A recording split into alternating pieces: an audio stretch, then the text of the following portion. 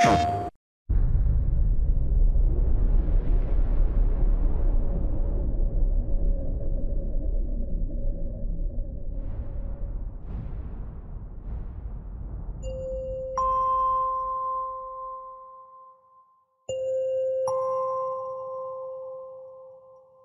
you see the guy like doing this, and then just like looking, and then blowing up randomly, that's me.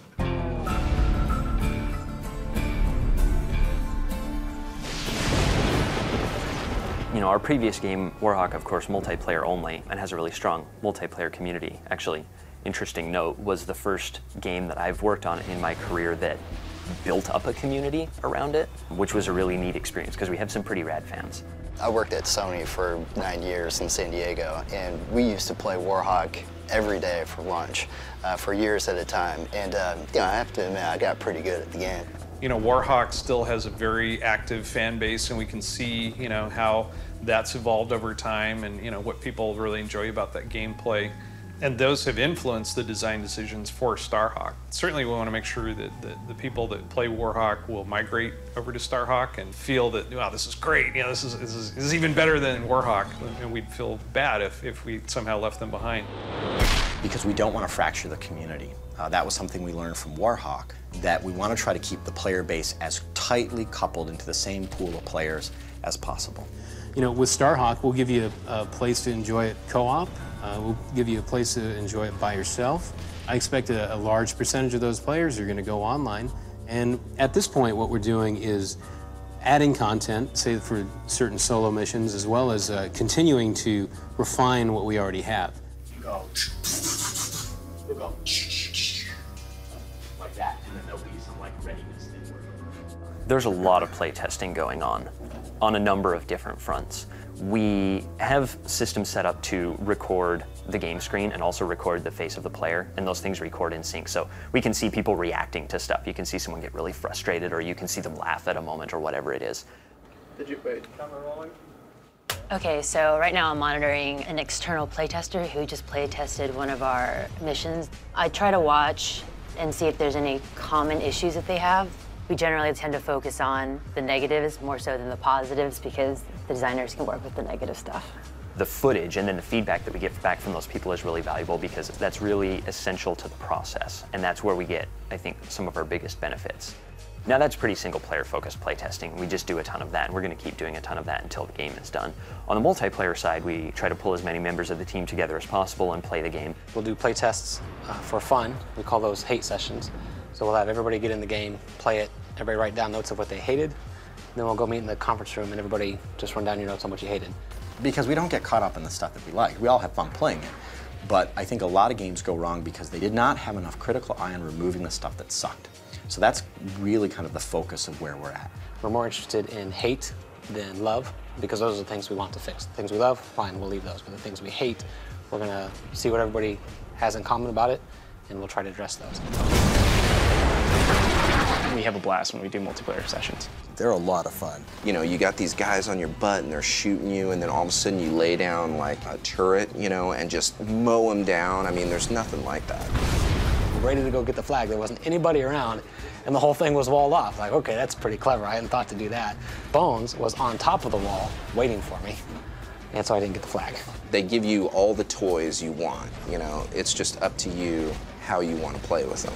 Build walls, I'm gonna build some turrets, I'm gonna call some guys in, and you're kind of directing the action as opposed to being in the middle of it. It's a ton of fun. You can do the same multiplayer level hundreds of times, and it can be different every time. The kind of mayhem that you can really unleash in this game, it makes it a lot more interesting and a lot more chaotic, and I like that. And all this stuff is just dropping in from space around you and building up, and there's kind of a lot of racket and dust and impacts and stuff, and it feels kind of cool. And when all of the dust literally settles, there's a base here where there wasn't anything before, and that feels kind of neat. So it's not just, I want a gun. It's, I want an entire base. I want a whole strategic approach. And so we're a third-person shooter, first and foremost. But we also give the player lots of different ways to participate in that action.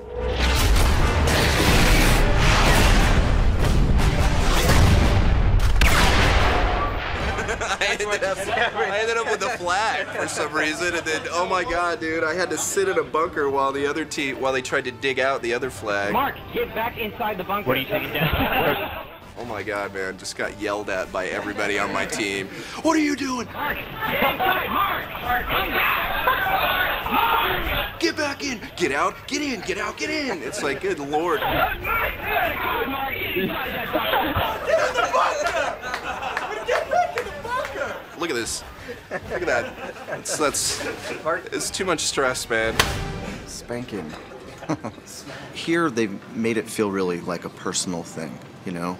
Like my 3 years of work is going to hit this crescendo when we can unveil it to everybody, and everyone's already super excited about it, so it's really cool, you know? I know that we've put a lot of energy and time in it, and personally I feel attached to it, and personal bias aside, I feel objectively that we have a really good game and a great thing that I want other people to see and experience and feel the same excitement that I have. We have a lot of Warhawk fans, we call them Warheads, and they have a lot of questions for us, which we try to answer. But our bar, no matter what they say, is actually higher than anybody's. And we are our own worst critic, and as we go forward, we're just going to be that much harder on ourselves. The Warhawk multiplayer community did a lot of things for us. Frankly, this may sound kind of sappy, they did a lot of things for me. I mean, my career is a very different thing now than it was before then, and my outlook on game design is a very different thing now than it was before then. So I'd feel really bad if we neglected those guys. You know, rest assured that that experience from Warhawk is something that we learned from, and we're going to take it to the next level with Starhawk.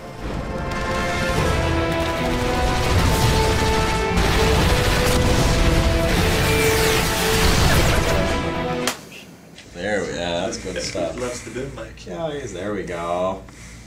What about? There's another guy. Let's see if it showed up. Let's see if there's anyone responding yet. This guy says, it looks like one of you guys, it might be you or you, look like he's pretty sure one of you guys is a serial killer.